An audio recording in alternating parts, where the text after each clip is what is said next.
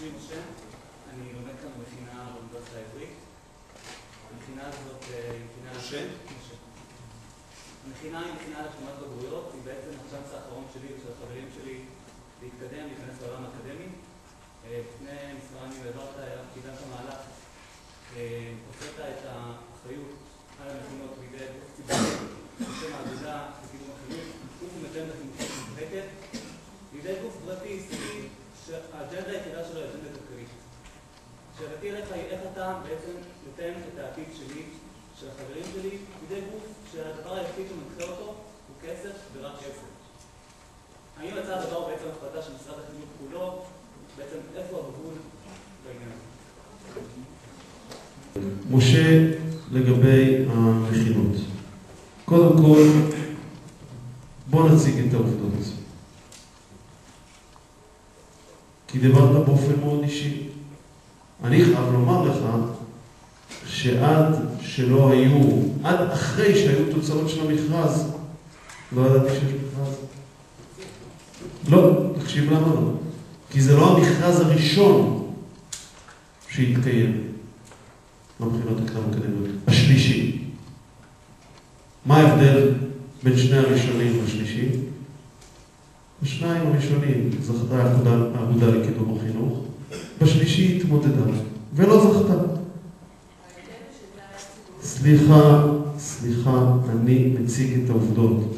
ההחלטה לצאת למכרז לא התקבלה בתקופתי, אבל ברגע שהתקיים מכרז וגורם שהשתתף במכרז לא מוצאות חן בעיניו תוצאות המכרז ובאים אליי כמה ימים, לא לפני היציאה למכרז, לא לפני ביצוע המכרז, לסכל את תוצאות המכרז, לא בבית ספרי.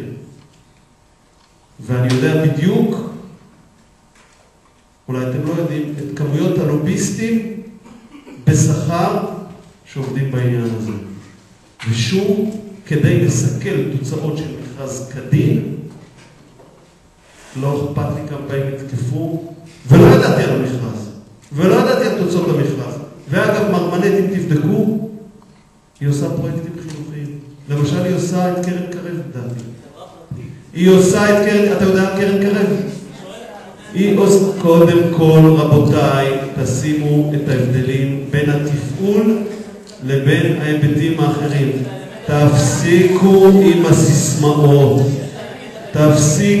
עם הסיסמאות. ומי שחשב, אתה אל תגיד מה שאמרת, שהעתיד שלך יקבע, אתה תקבע את העתיד שלך. לא כל גוף שמטרתו כסף. אתה אחראי כאדם מבוגר לעתידך. לא, אתה, אל תחפש את מישהו אחר שאחראי. לא אני, ולא מרמנט, ולא אגודה לקידום החינוך. אתה אחראי לעתיד שלך. ככה אני מבין את הדברים?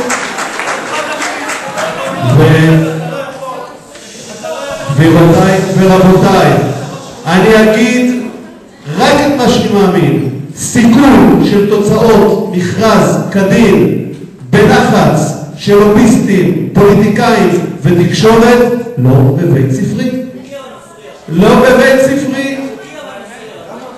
רבותיי, היה בג"ץ, הלכו לבית המשפט העליון. השבוע, מישהו מה זה לא פורסם. בית משפט עליון שהיה לו אומץ להתערב בהפרטה של בתי הסוהר. הוא לא נתן צו ביניים.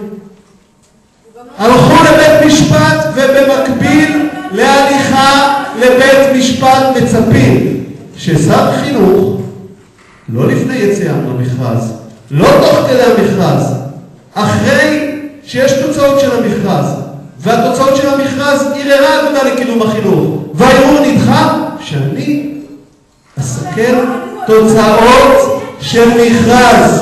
רבותיי, לא בבית ספרי. ותצעקו, ואמר אני מוכן לשמוע כל צעקה, לא מתכוון לזוז סנטימטר בנושא הזה. בואי, אל תטיפו לי, אני לא יודע מה את עשית בשביל שכבות חלשות. תצטרכי לעבוד הרבה שנים בשביל לעשות מה שאני עשיתי בשביל שכבות חלשות.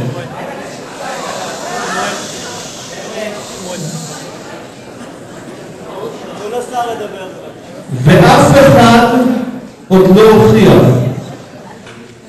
אף אחד עוד לא הוכיח איך הדבר הזה יתבצע.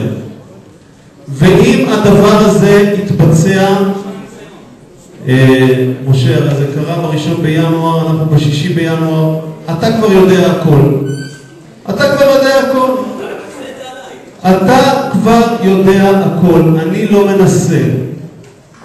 אני לא מוכן לסכל תוצאות של מכרז כדין,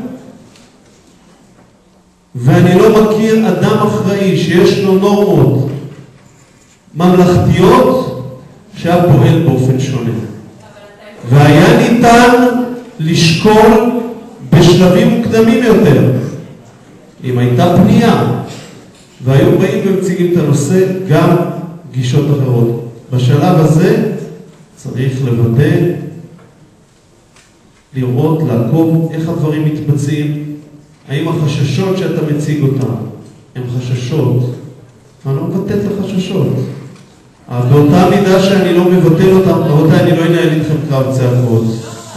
אני עונה ברצינות לשאלה, לא על דרך של התחמקות או טיוח, אלא בדיוק 10 שאלות נגמרו. הייתה שאלה על המכינות, אני עונה עליה בפירוט. בפירוט.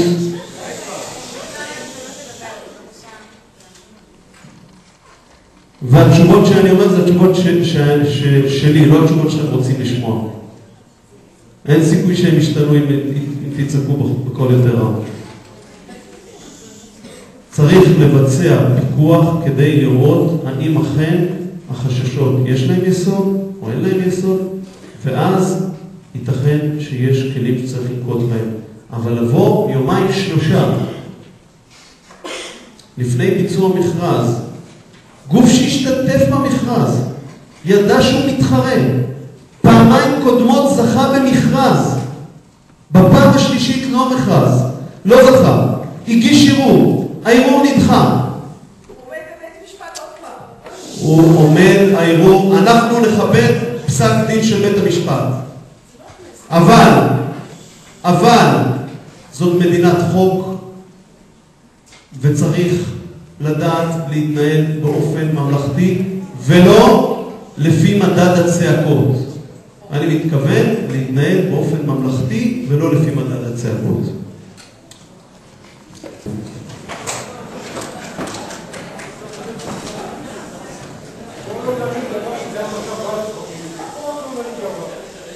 ערב טוב שיהיה לך.